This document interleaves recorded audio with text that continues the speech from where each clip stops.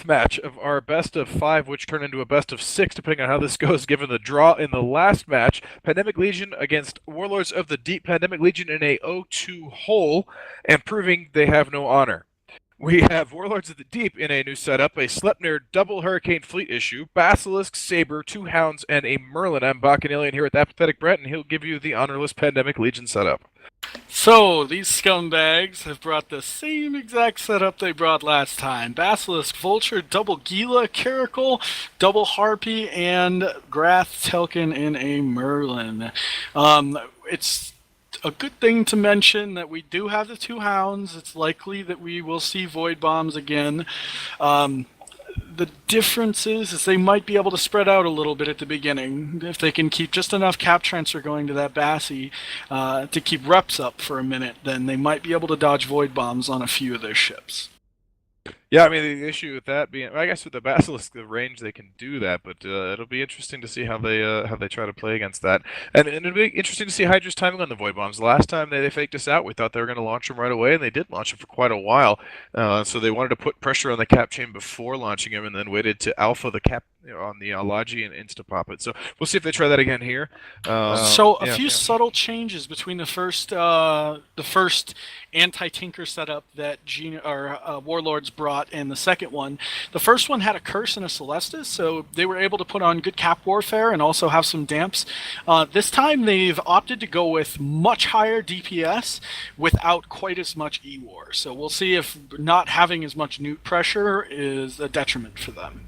Yeah, I think the DPS difference will make up for it, to be quite honest. This is a lot of damage coming out of this Warlord team, and considering how able they were to pluck away at the Gobbin's ship last time, put it into low armor, I feel like with this higher DPS setup, they might actually just be able to melt straight through it, even under the reps.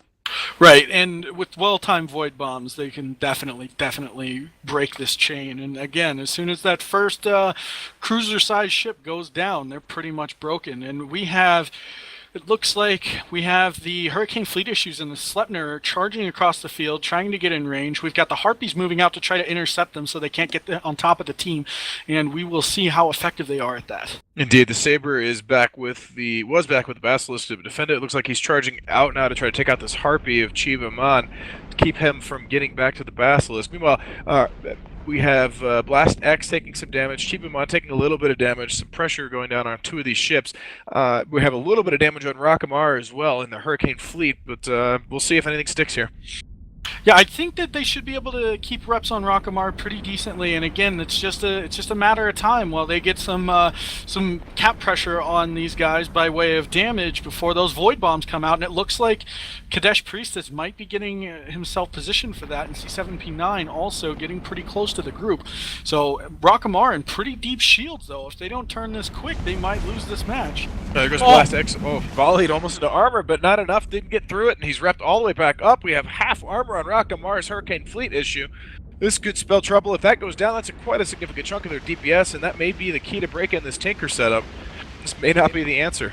Rakamar is webbed. He doesn't have a chance to pull range if he wanted to, but at the same time, I mean, he's dealing with a predominantly drone-based setup, and he does go down at the same time. Blast X looks like he might go into armor. Nope, he pulls back some shields. Very close match. Indeed, I do think now the advantage is the Pandemic Legion side. This Tinker setup with every enemy ship that dies gets stronger and stronger, harder and harder to break. But Hydra may still have something up their sleeve. I hadn't seen Void Bombs go, so maybe they didn't even bring them this time. But they still have a couple matches, right? They're up 2-0-1 right now, so they still have a couple matches to come back and break this if they don't succeed here. We see Pirate Bay's Saber taking a little bit of damage.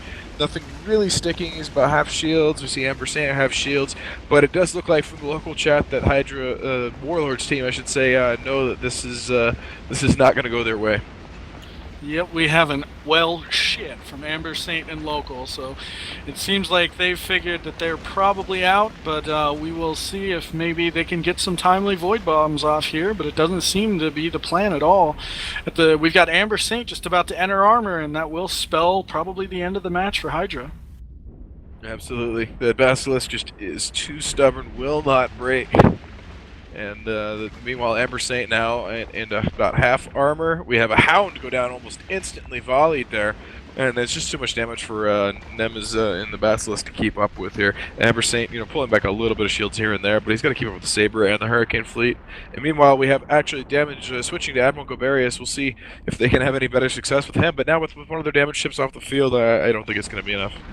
Yeah, well, it's also the Basilisk has been getting damped pretty solid this whole match. So I don't know if he's been able to get locks. He does not appear to be running a sensor booster, so he is very susceptible to damps. Well, we're also seeing tracking disrupting on the field on hard SP Sleipnir right now. So we've seen those effects. So that probably played a large role in the damage. And somebody's actually saying that in the stream right now as I look at it. But that was a change perhaps from Pandemic Legion mixing it up a little, bringing tracking disruptors this time. I didn't see any effects from them on that last time. We have Pirate Base Saber into armor now. Amber Saints pulled back some shields, but it's because they've Pandemic Legion's focused all their damage on the Saber to see if they could get him down. The Saber and the Basilisk, Nem is taking a lot of damage. He's already half shields and getting consistently chunked down. I haven't seen. There we go. We finally see an ASB effect, but it might be a little too late. With ASBs, generally speaking, the way you want to run it is you want to have, because of the reload cycle, the way it works, you want to keep yourself as close to full as you can. That way, you have a better chance once you run out of charges to be able to reload before you die. Absolutely, and here we go. The Warlords of the Deep Basilisk taking armor damage now, and taking more armor damage now, and I think we'll see him as structured very shortly, half structure, and he'll be off the field in the next volley. He does go down. Keep in mind, guys, that this is a best of 5, so it's the first team to 3 wins takes it, and this will be 2-1 after this match in favor of Warlords of the Deep. Indeed. So Pandemic Legion has survived to fight another day. Now, the curious part now is, do they bring the Tinker again? We know Warlords can beat it, but they didn't this time. And does Warlords gamble and come out with a counter next time? They have 2 matches still to win, 1, but what kind of risk do you take? I mean, that's the metagame right now. Yeah, I can't help thinking that something went wrong here. I think that the Warlords team definitely could have won this, but I feel like, and we have Duncan Tanner boundary violating. It looks like he does not want to be in this match anymore.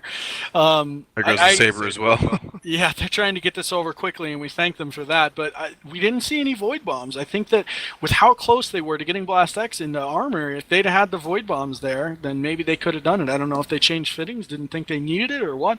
But I honestly think that if they did land those Void Bombs, that they would be able to take this match. Lots of boundary violations from the Warlords of the Deep team. They are taking the quick and honorable way out. Hard SP is currently 113 kilometers, and he will be getting killed by Fozzie in just a second.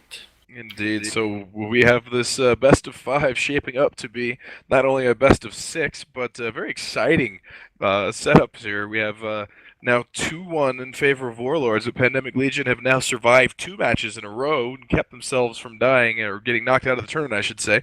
So we'll be back here in a little bit. We're going to give the teams a little bit of time to prepare the next setup, so we'll have some studio time to fill the space, and we'll be back to see what happens next. Passing it on back to the studio.